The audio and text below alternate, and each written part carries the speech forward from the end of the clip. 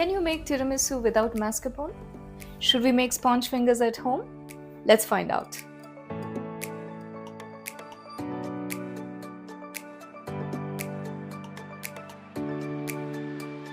Hi, I'm Sunita. I'm a pastry chef. I will take you through this elegant and delicious tiramisu recipe with important steps to follow, substitutes that you can use, and the secrets to that perfect, creamy, melt in mouth and rich flavor.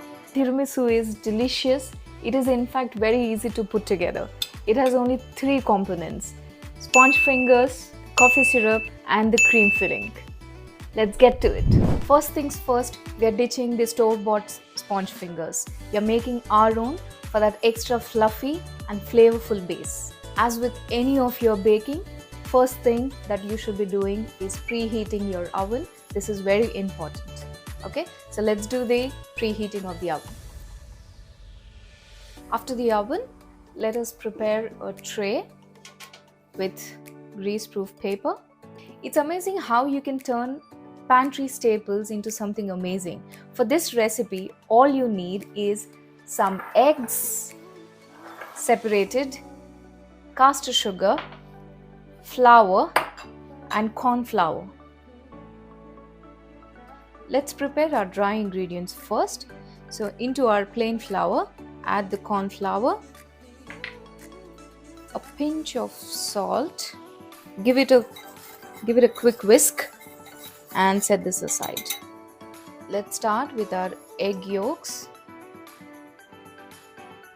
Add the sugar to your egg yolks and start whisking it.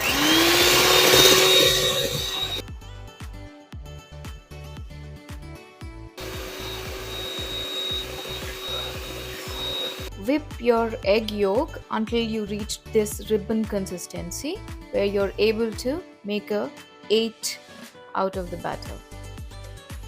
Once you reach its set it aside. Let's prepare our French meringue now. We just add the egg yolks to your sand mixer and start whipping it on a low speed.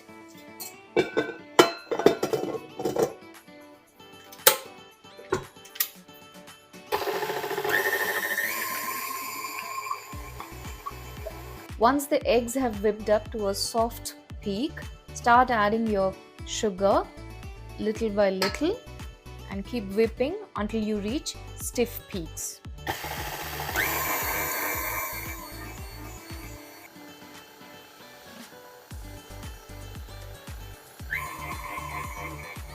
This is an important step. You need to whip up the eggs to stiff peaks. For those perfectly fluffy sponge fingers, folding technique is the key. You want to keep the aeration as much as possible, so you need to really be gentle when you're folding in your egg whites with your egg yolk mixture, right? And what I'm going to do now is alternate the egg whites and the flour mixture while folding in. This will ensure that you are not deflating the mixture that much. Adding a little of vanilla bean paste to this just for enhanced flavor. If you don't have it, you can omit it.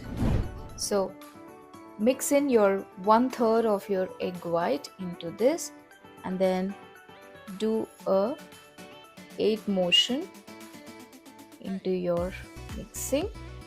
This will help you keep the aeration as much as possible. You can also do a fold and cut method, but I feel this motion gives you a better result. Once you have incorporated 1/3 of your egg white, go in with your flour, and I would recommend sift your flour into the batter just so you know you're not putting an entire lump of mixture into it. Just sift it and then do a fold and cut, fold and cut. Okay, fold and cut.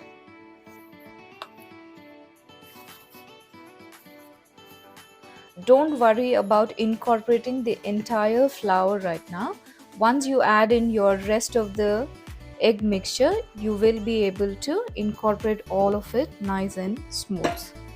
So I'm going in with my second part of the meringue, egg whites, and then keep folding it. I'm being very gentle with it. It looks like I'm vigorous, but I'm not. I'm using really gentle motion at this point.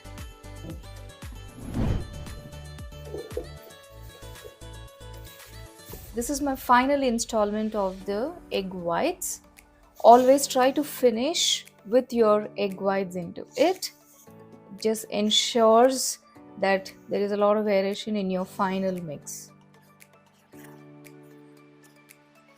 Now transfer the batter to a piping bag. So once the batter is ready, get it into a piping bag. I'm using a plain nozzle. It's number 20 nozzle. You can also play, but I find it that you get much more consistent piping with a nozzle fitted. Now, for the length of the sponge fingers, you could use a scraper as your guide. So you can just pipe it along the length of this scraper. That will be your, so that you can get consistently same sized sponge fingers. So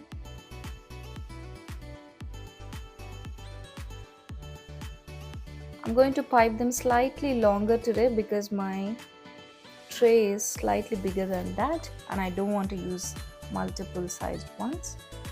Give a slight space between each finger.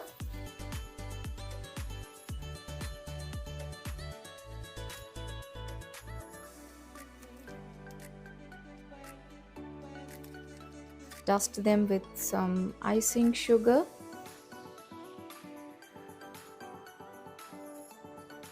Another important thing is while baking these, avoid over baking or under baking. Over baked sponge fingers will be crumbly and dry, and if you underbake them, obviously it's not safe to eat and also they'll be soggy. So golden brown is the goal. Keep a close eye when they are baking, and if you feel that they are browning a lot faster, reduce the temperature slightly because every oven is different. Today I'm using instant espresso powder. You can always replace it with whatever you like.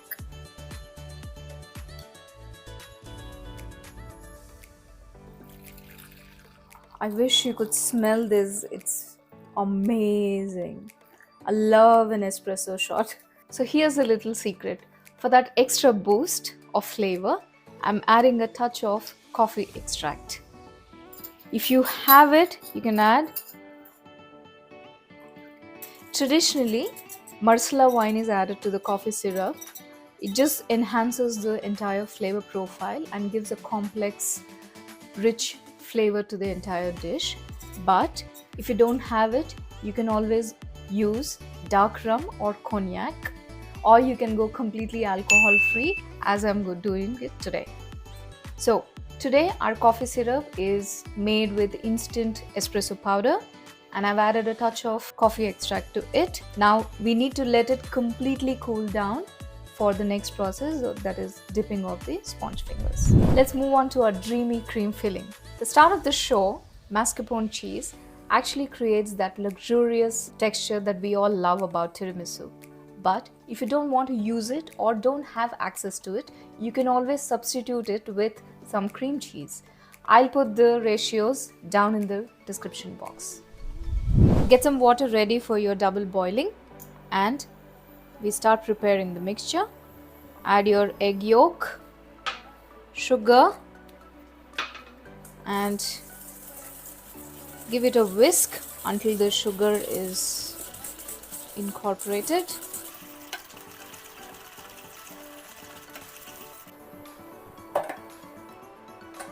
Make sure that the bottom of the bowl is not touching the water and continuously keep stirring it to avoid the curdle. The most important thing during this process is to avoid the curdling of the egg mixture. So what do? Keep your bowl away from the water.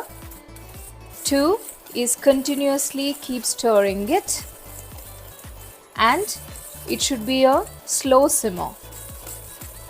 These things will avoid your egg mixture to curdle. Cook the egg mixture until it has increased in volume, pale and fluffy. And another sign to look for is when you press it between your fingers, all the sugar should have been dissolved. Now that is ready. We'll keep this aside to cool down slightly while our egg mixture is getting cooled. Now get started with the whipping of the cream.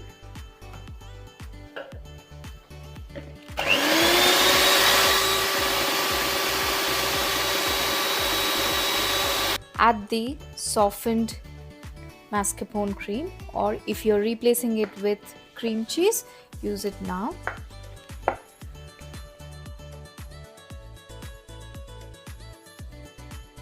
Another important thing to keep in mind while doing this is just whip the cream and mascarpone until a soft peak. You don't want to over whip the cream. Our egg mixture has also cooled down slightly.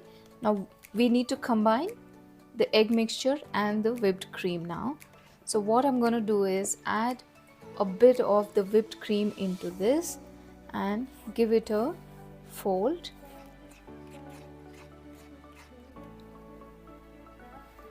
Now we will combine the mixture into the whipped cream.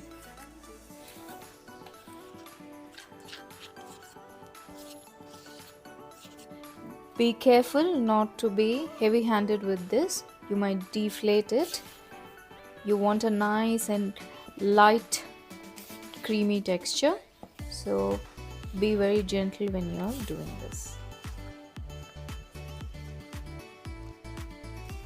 That already looks so good. Did you see? It's very light in texture and amazingly beautiful. Now to the fun part, layering of our tiramisu.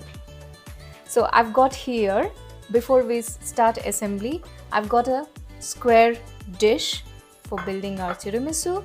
I've got the sponge fingers. Now with the sponge fingers, what I have done is trim the edges slightly so they can actually fit my dish perfectly. And I want to actually show you this texture of this fingers. Look at that, they are so nice and fluffy. I hope you really try this recipe from scratch at home. So there are our sponge fingers, our coffee syrup. Now I've taken the coffee syrup in a shallow dish because this will help you not to over soak your sponge fingers, which will make them really soggy. So this is a good tip. Use a shallow dish for your dipping, so it's helpful. And our cream filling is also ready and handy here. So let's get started, right? So we start layering. When you're dipping, just give it a quick dip. Don't leave it. It just needs a bit of a soak. And then back to the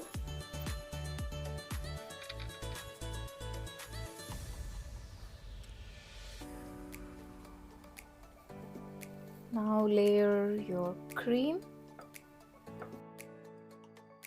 Just go over with a palette knife.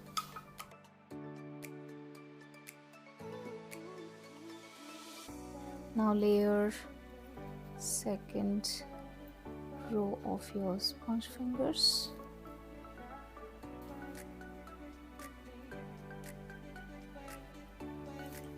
So adjust any trimmings that you might need on the sides and then do the second layering. Now for our cream again. Our tiramisu is now layered and ready to be refrigerated. If you notice, I have done the cream touch lower than the ramekin itself. Now cling wrap the tiramisu nice and tight.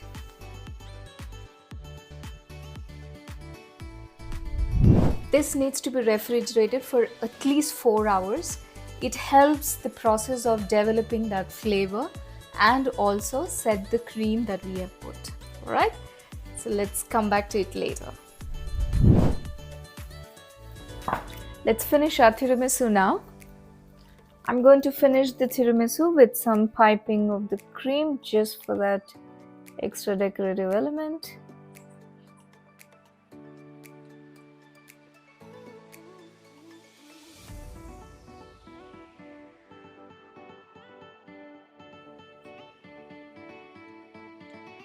For the finishing touches, a generous dusting of a good quality cocoa powder.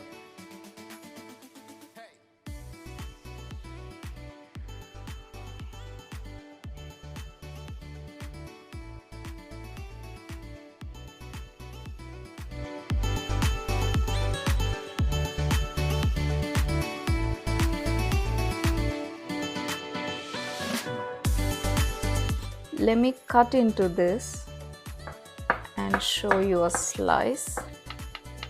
Clean your knife after every cut for that nice and clean edges.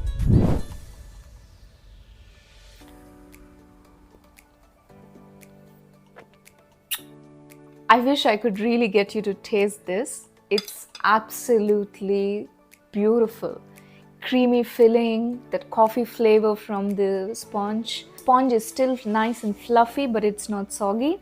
And the dusting of the cocoa powder just is that hint of robust cocoa flavor is amazing.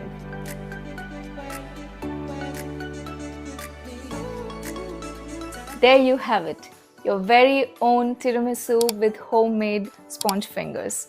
I hope you enjoy the recipe and make it at home. Do try it out.